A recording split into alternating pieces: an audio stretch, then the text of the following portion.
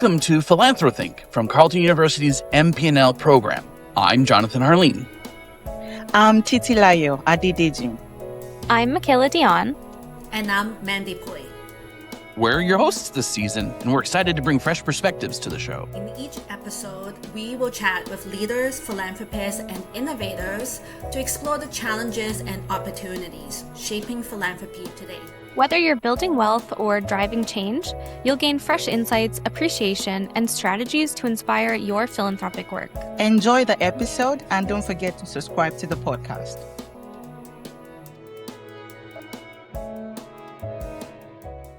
Hi, and welcome to today's episode of Philanthropy. I'm Jonathan Harline. And I'm Titilayo, Adedeji, Ekabo. Today we're joined by Eric Peterson, co-founder and co-director of the Tula Foundation. Eric is a scientist entrepreneur who sold his pioneering medical imaging company, Mitra, and channeled virtually all of the proceeds into building science-driven public interest initiatives like the Hakai Institute on BC's coast, focusing on ocean conservation, coastal research, and hands-on environmental impact. In this conversation, we'll explore Eric's journey from tech entrepreneur to institutional builder, his public interest mindset, the realities of his public interest investment, and a whole lot more. So stick around. Eric, thank you so much for joining us, and welcome to Philanthrothink. It's great to be here. Eric, I guess we wanted to start off with if you could take us through your journey, kind of the hits and the highlights of that led you to building Mitra and creating the Tula Foundation and Hakai Institute. I guess that my journey, if that's what it is, it started way before Mitra. And my life is, if I look back in it, and even when I was living it, full of a lot of crazy twists and turns that probably look crazy to everyone, certainly to my parents at the time. But somehow miraculously, it all kind of came together. And if people have any questions for what was before Mitra, one of the things was I was a research scientist. I had a faculty position at McGill University. And so the first half of my life, it looked as though that was where I was going. So it was a first jump to Mitra and then a second jump to Tula. I mean, both of those were crazy. So I'm always looking back at my past experiences, including jobs that I had when I was going to college, jobs that I had when I was a kid. And I always thinking about, today what I'm doing, and almost always I'll think of some example, maybe from like 50 years ago when I was talking to somebody and say, oh yeah, it's kind of just like that. And so you bring all that, you are who you are, your experiences all kind of come together and so that, everything you bring, if you really are working at something intensively, all of your background, you bring it to the table. So certainly I did bring an awful lot from the work that I did at Mitra, which was nominally for profit as a tech startup, to what seems as though completely a different change, which is to be running both the Hakai Institute in Canada, and also we have a very important program, Tula Salud, which is a public health and nursing program that we've run in Guatemala ever since about 2002. Now, you'd think that all of those things would be totally different and require a different skill set. But of course, the common denominator in them all are the people. And you've always got people, and every organization, it's a question of figuring out how to motivate people, how to get them together, how to inspire them, and how to get them oriented toward what you're trying to do. So those kinds of things are universal. Those are universal skills. So everybody's got all of those experiences that they can bring to the table, particularly if they're going into something like philanthropy. I guess the entrepreneurial mindset never really left you. It's just shifted to, public impact, right? Well, that's true. And I was, in this world, whether it's in the world of technology or the world in philanthropy or the world of art, there are people who are by nature investors or donors. That's what they like to do. And then there are other people who are operators and founders, and they're the people who want to do things. And usually successful enterprises are some sort of a combination of that.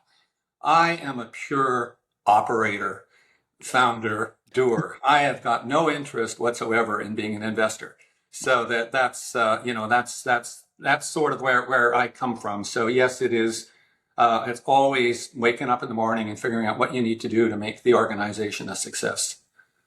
And that leads me to my next question. So at first, you used the proceeds from your company to support different conservation and research organizations. Now, what made you decide to move from funding the work to actually building? Could you tell us more about the transition from donor to DIY? What prompted you to take a personal leadership role?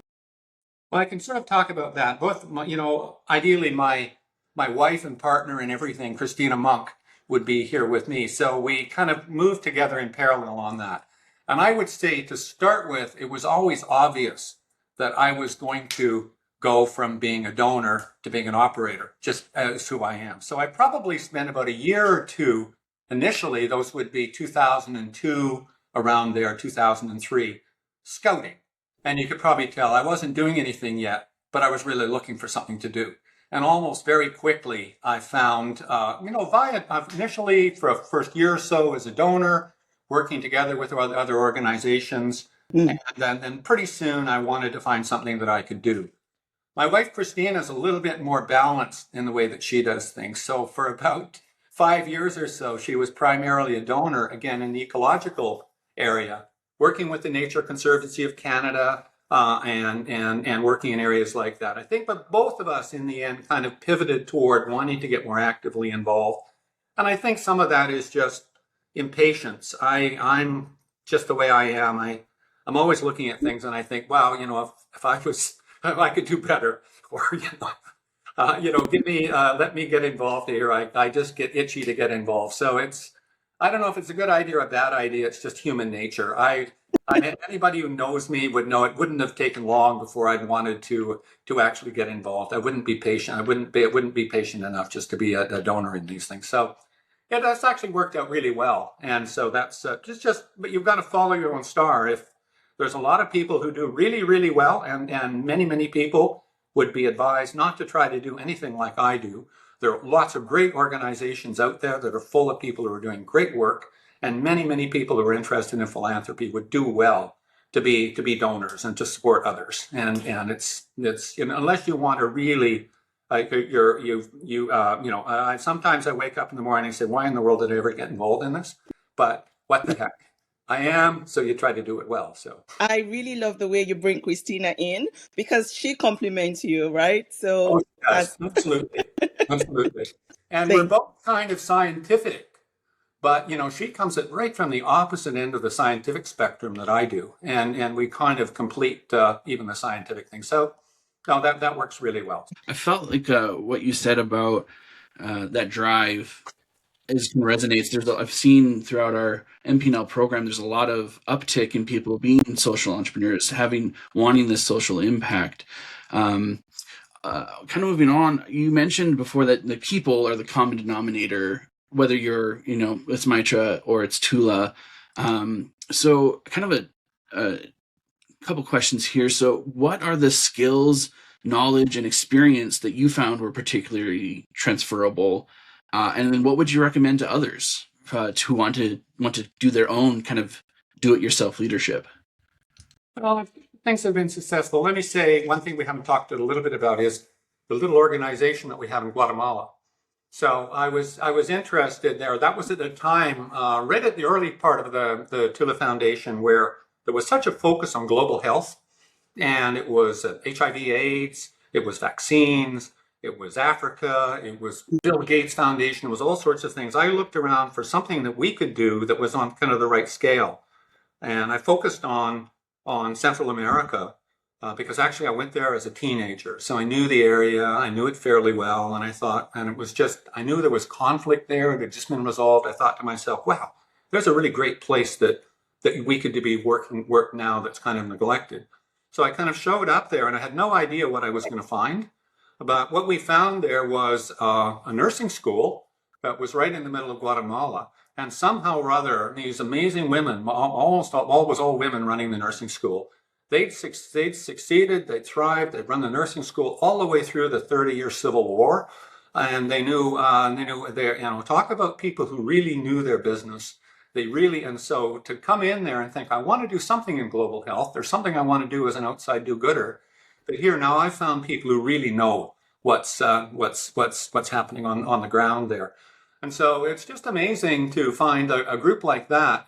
And, they're almost like turned themselves over 20 years in Guatemala. They see them as a high-tech company because we're doing all sorts of innovative stuff in nursing education and public health there. So it's amazing. You always find, big thing is to find people who really know the ground, know the turf, are connected to the people. They know enough. And then you can bring in, from my point of view, I can then say, well, great, we could use distance education, and which was kind of right out of nowhere for the place at the time. And actually it worked really well. And so once that technology was available, they knew their environment, they knew their people, they knew their students, they knew what was strong in their communities. So they could figure out how to use those tools. So that nice, and again, that nice marriage of the kind of advanced skills that somebody who's coming from, or going into that parts of the world that are not the same as ours, but where we've got certain amount of skills, but boy, they've got so much knowledge and there's so much infrastructure and that capability. And if you can figure out how to put those two things together, it's really magic. But, from my point of view, again, trying to figure out how to motivate and organize and help and work together with the people there. Even if I'm working with a group in rural Guatemala, it's not an awful lot different than it was when I was in Waterloo working with engineers and software weenies trying to get stuff put together. It's the same kind of thing. They're human beings, and you bring everybody's skill to the table. But really knowing the ground. One thing I do, it helps me in the work that we do in British Columbia. I mean, I grew up on the coast of British Columbia. I'm fifth generation British Columbian, which is amazing. And when I was going to university, my summer jobs were in Prince Rupert or on the coast of British Columbia, exactly the area that we're working in now. So when I come back and I'm there now, 60 years on, I know the environment, I know the towns, I kind of know the people, and I'm not an outsider there, but I also know the strengths of those communities. I know what they're good at, and how things get done. So just those connections. That's what's to me is really interesting. It just enriches my life to get out and do those things. And again, the thing that I remember and the thing that Christina remembers, and again, if we're talking about something, we're always talking about the people. And and then we'll meet somebody and we'll see somebody. Well, we knew them as a student, and then we see them, and 20 years later, they've got their kids, and they've come back and working with us. And so those kind of connections are amazing, and that's a real reward you get for doing something like that over the long term. Whether or not it's in the private sector, whether it's in the public sector, whether it's for profit, whether it's at the university, whatever it is, it's for most people, it's the same. And just to piggyback on something that you said, Eric, about involving the people, I really love that piece, and it resonates personally with me because I run a small nonprofit organization in Nigeria, and I understand the usefulness, the importance of actually going through the people. In my nonprofit, what we do is we do something called a courtesy visit. Is like the first visit to that community that you intend to do something or carry out your project. That leads me actually to my next question. And the next question is about the people, is about the First Nations. So your work has involved a close relationship with First Nations of the BC Coast. Do you have any advice for working effectively with the indigenous nations and communities? What have been the greatest challenges, the joy, and if there's anything at all, what would you do differently? I can't really give advice because, of course, as I say, I grew up in this environment. I wouldn't say that, the time that I grew up wasn't a particularly enlightened time relative to First Nations. But at least I understand. To some extent, I've got connections with those communities. I've had friends over time, and it was a different world. So that when I go into some of those communities, it's like I'm going back to something that I understand. Half the time, I sort of know people. I've kind of got experiences, and I like to think as much as possible. If I'm talking to my wife, we don't really have a policy with respect to First Nations. We know all sorts of people, and we know the communities, and we work together. We get to know people. We see their kids when they come to our place on school visits. We see the adults. We complain back and forth when we're sitting in the airport and the planes are delayed. We kind of know everyone. And so from that point of view, it's quite easy for us. And we've been involved for 20 years, back and forth and working together on projects and everything else. We've had time to build up a relationship. And so we never sit down with a First Nation like we're, Mark Carney or Justin Trudeau across the table with a 15-point agreement. We're sort of like working with neighbors. We kind of say, okay, how are we going to work together on this? Can we put together a training program? And we kind of identified, for example, a lot of the First Nations have got resource management departments. And what they are is they're kind of their scientific experts. And, they're looking to get training. We're looking to figure out how can we work together on things? How can we have workshops on things? So that we are kind of past the formal introduction stage and, trying to figure out how we're going to, so we're like, okay, how can we get down to work? And we don't typically have, if we have meetings, we don't typically have a lot of ceremony at the start of them. We just kind of, get down to work and get the job done. So I think that we kind of work very, very organically and closely with First Nations. And I think it's like anything. From time to time, you've got issues, you've got problems. Sometimes the individual First Nations that we're working with they may have contention over resources and contention over things. And so it's never easy and anything like that. So, but I would think generally, we have, when we meet, we do seem to get along. So that's just easy for us. Somebody who's coming into as brand new, I mean, there's a lot to learn. Right. Absolutely. Right. And half the time, if we're having trouble getting an agreement signed, we phone up somebody's mother-in-law and tell them to get down to the band office and get somebody to move that piece of paper along because we need it. So, just the same way that you would if you're working with any organization, to get things done. So, it's not always great, but I think for us, it's one of the things we will look back on and look at now as one of the really positive experiences, just as our work with Guatemala, with people in Guatemala. Similar there, we're dealing with people who've got a different worldview and a different approach to things, and you need to understand what's going on. But generally, you work together, just like working together, study together, you make friends. And those are the kind of connections that who you can call on when you need to have a favor. And now, a word from IG Private Wealth Management. Hey, Mandy. Hey, Jonathan. Let's do a shout out to IG Private Wealth Management for supporting the Philanthropy podcast. They've been really amazing partners and a huge help in getting the show off the ground. Absolutely. And, now that you brought them up, it's actually a really big year for them. They're celebrating their 100th anniversary. I mean, think about it. For a century, IG has been focusing on supporting the communities where their advisors live and work, improving the financial welfare of Canadians from all walks of life, especially in the underserved communities. And, they team up with organizations like the Alzheimer's Society of Canada, Prosper Canada, and the United Way, just to make life better for all Canadians. Giving back is definitely in their DNA, and they help the clients give back too. Legacy planning and charitable giving are so important in every client's financial plan. Last season, the podcast host Megan Skivington did some great mini episodes about how IG helps people with the charitable giving. It's something that they've been doing for a really long time, literally 100 years, helping Canadians think about the kind of impact that they want to make. Right. It's so great to have them back and to welcome back especially Christine Van Couwenberg again. Yes, Christine. And not just Christine. This season, we'll also be chatting with IG experts from communities across Canada.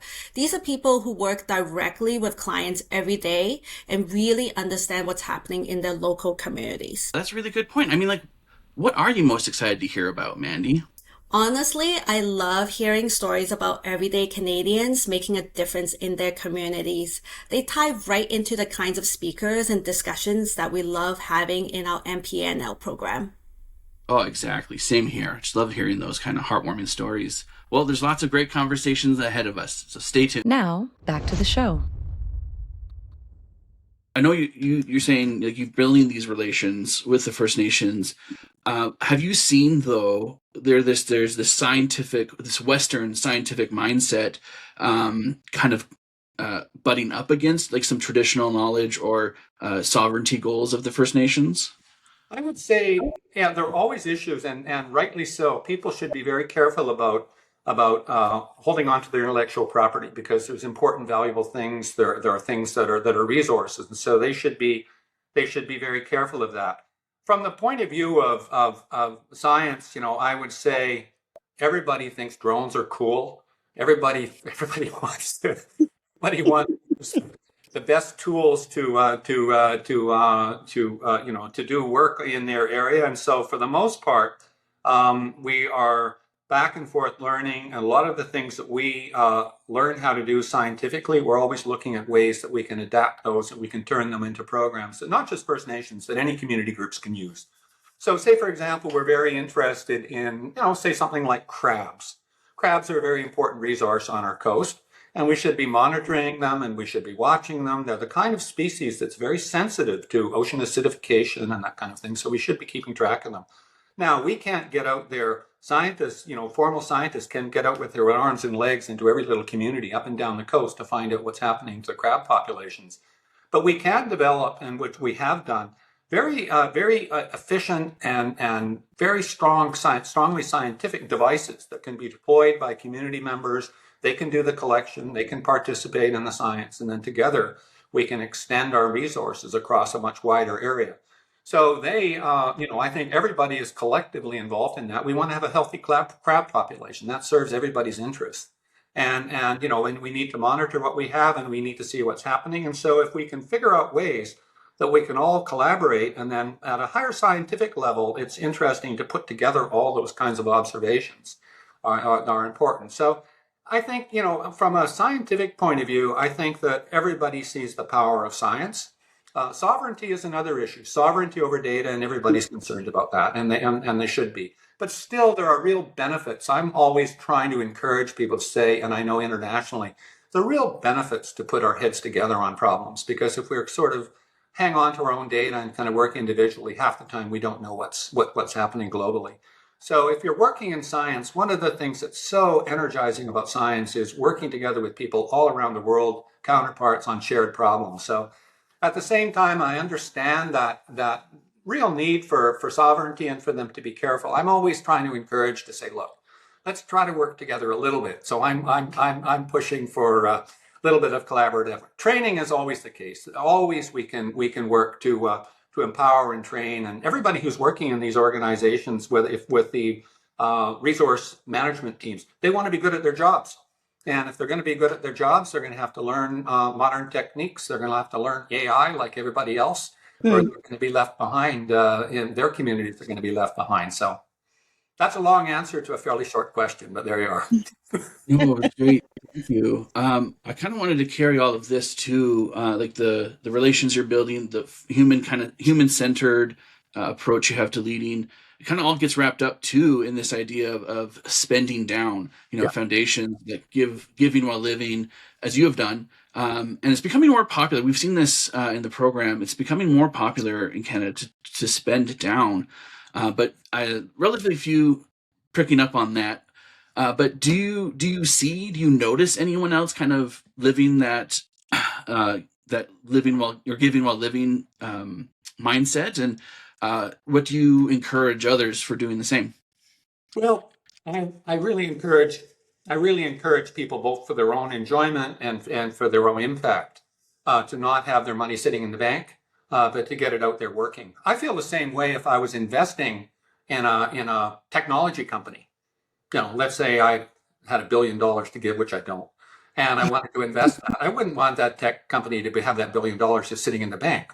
I'd say put it to work, be competitive, try to figure out how to turn that $1 billion into $40 billion. So, just having idle money just sitting there doesn't do anybody any good. So I think people should, and I've always seen what we do in the way of our work as wealth mobilization rather than wealth preservation, and the idea of putting it to work as efficiently as we can. And you don't want to waste it. You want to be careful, But ideally, you put it to work, and I think a lot of people would get a lot more enjoyment out of that. My feeling is, rather than just having the funds sitting in this funding, put them to work. And let's face it, look at the needs that are out there. And there's a huge amount of need right across the spectrum. No matter what somebody's interest is, they can find some way of using their resources for social benefit. And I also think, the fact of the matter is that once you start putting your money to work, then you're starting making these connections. You're making connections with these organizations. You're, maybe you need a little more staff. These are the kinds of things that enrich your lives. I mean, I can't imagine having a huge amount of a big endowment and just sitting there and not doing anything with it. So, and I also think that it's great satisfaction. And I also think that people can do a good job of stewarding their money if they work at it, but they have to take it seriously. They can't just say, I'm going to spend it all down and just write a whole bunch of checks without following up. But if they put it to work efficiently, I think that's a great idea. And I think it's a little anecdote. When we started our foundation, a friend of my dad's, who was one of my dad's fellow pilots, he said, he says, you got to spend all your money, die broke.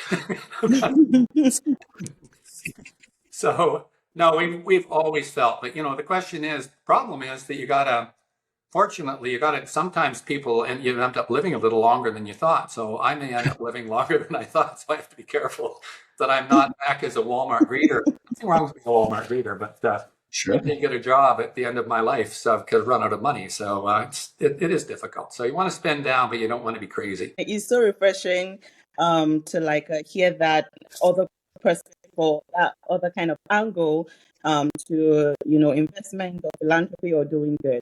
And I think would all agree that the Tula Foundation is a mechanism for wealth mobilization and redistribution. Yeah. And the question here is, how do you distinguish investment from other forms of philanthropy out there? And what does that difference mean to you? I think it's a big ecosystem, and I think everybody does their work. We talked before we came on about Warren Buffett.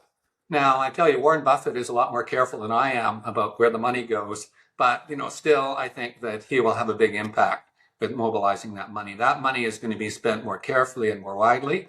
And so right at absolutely the other end of the spectrum is, I think, we talked earlier about operators and investors. Like, I'm an operator. Warren Buffett's an investor. He's not an operator. And we all contribute, and I really respect that and that kind of balance. And I think that everyone should do what they're good at. And I think everyone, if they use their skills effectively and they use their experience, their life experience, the partnerships that they have, they can find ways to spend their money effectively. So it's in the public interest. Now, they don't need to spend every last penny, but an endowment of a foundation, from my point of view, shouldn't be just growing and growing and growing and not doing any work. Yeah, for sure. That's definitely a sentiment we've seen a lot more. And kind of building off, talking about the Tula Foundation, what about the Hakai Institute? Given the scale, I think we've learned through some reports, some news articles, you need others to invest to make it sustainable. And so has that been a hard sell? Yeah, I guess it has been a hard sell, and it's been difficult, and probably it's my fault that it's been difficult in the sense that I don't necessarily want to go retail and try to, change the tone. We're a professional organization. We know what we do well. We're not particularly strong at, public engagement and that kind of thing. And that takes a lot of work and a lot of effort. And so the other thing, as far as attracting somebody, maybe a major investor to come in with me, I think maybe people read me correctly, and that is that Eric knows what he wants to do.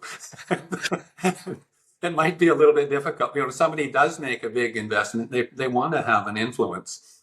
And maybe they kind of think, well, I put my money in there, but he probably wouldn't listen to me. Go ahead and do what he wanted to do anyway. So that may actually be true. So it is a little bit difficult. And so it's still a challenge over longer term. I don't know that the Tula Foundation will be here 20 years from now. And so it's, but I think in the end, you're trying to have an impact while you're there. And I'm not so worried about sustainability forever.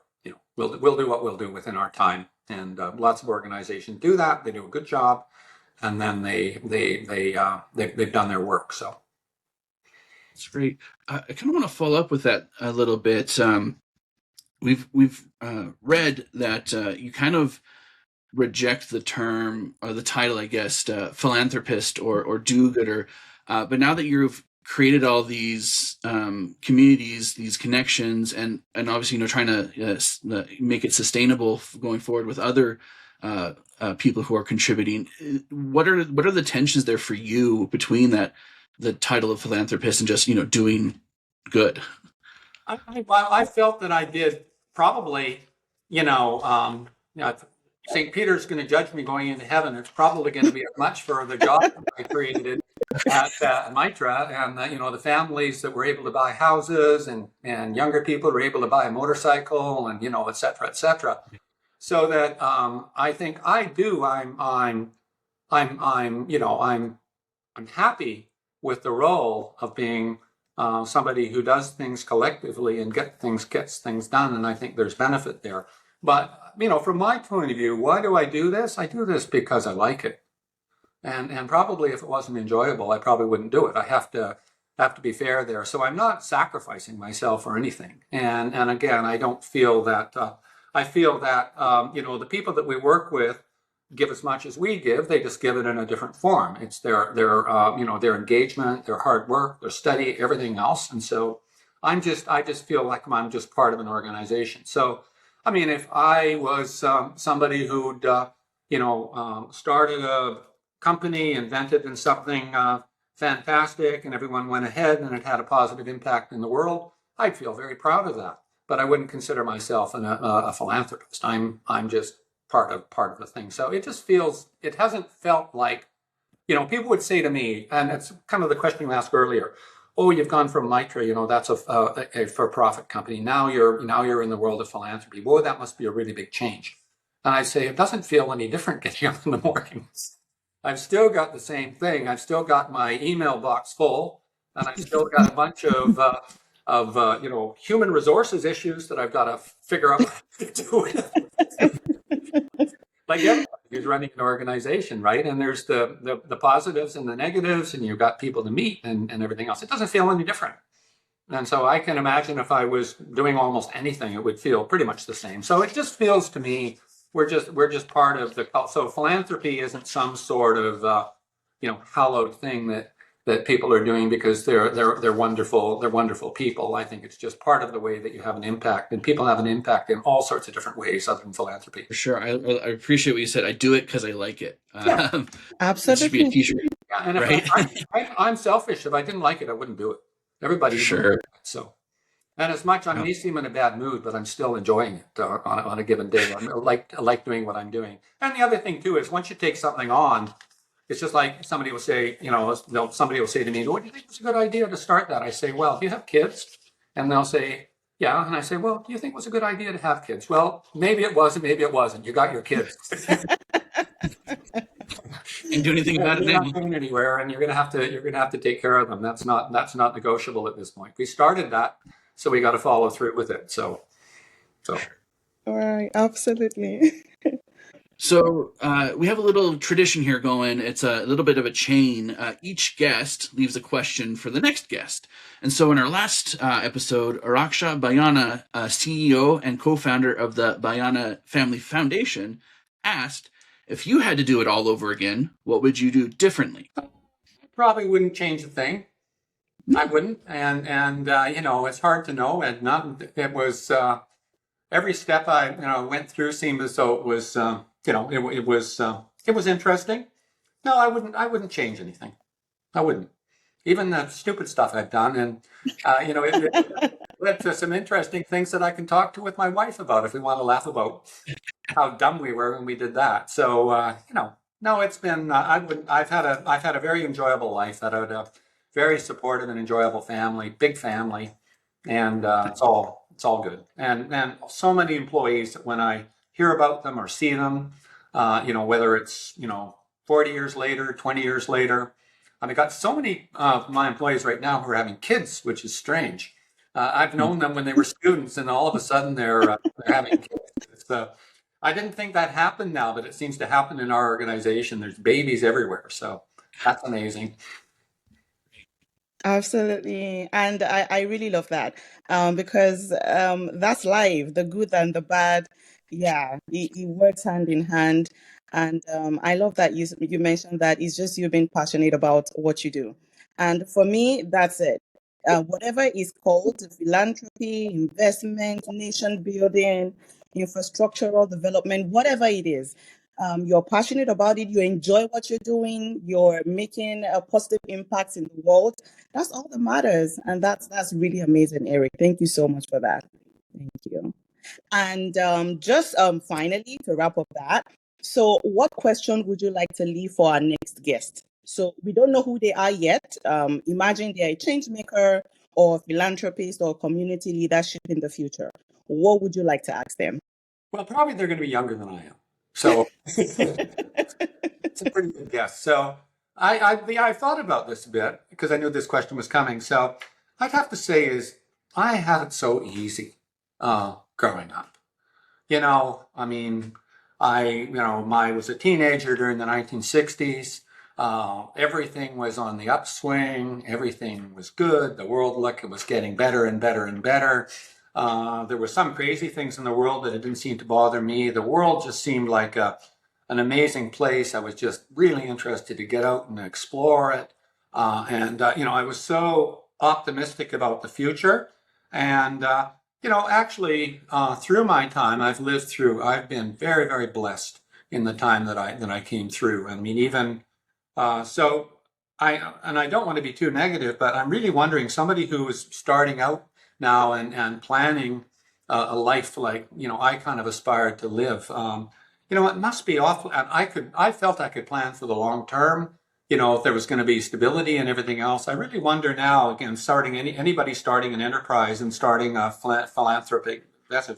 I'm just wondering, what's it like? How can you plan for the long term when the world seems so unpredictable now? Mm. Can certainly, and maybe it's just because I'm getting old, everything seems unpredictable, but I think we are going through a time that's unpredictable. And so people who are coming through your program, just kind of starting out and kind of planning a life, boy, it's pretty difficult, I would say, to plan a life in this environment. And I don't envy them. But, I'm sure that they're strong, it's going to do well. I'd probably say, well, do the best you can.